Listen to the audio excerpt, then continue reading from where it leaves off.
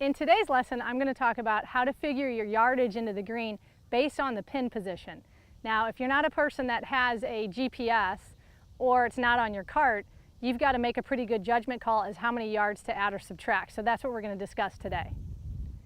There are many ways that you might be able to figure the exact yardage to the pin. So that could be either by GPS, it could be like pins being color-coded on the golf course, or sometimes they'll give you the little scorecard that's got the A, B, C, D pin location. And if you're in a tournament, you should certainly be getting a pin sheet that's got the exact measurements to the pin.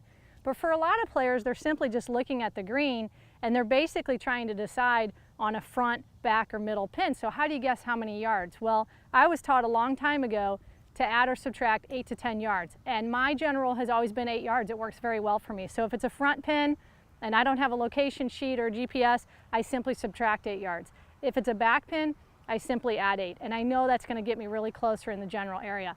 Now, one thing you want to make sure that you're always assessing though is the slope and the undulation on the green, because we want to make sure that we're using that slope to our advantage and letting it feed the ball in towards the pin. So even though I might tend to want to go right at the pin and hit it that distance, that might not be the play. The play might be come up a little bit shorter, a little bit on the right side, and let it kind of funnel down into the hole. And that's a situation I'm faced with right now. I've got a right to left sloping green, the pin's back, but I know if I get it up on the top of that slope and it's going to feed the ball down to the left, I know I'm going to get my extra yardage that way. So I'm basically just shooting right for the center of the green on that slope. So here's how it goes.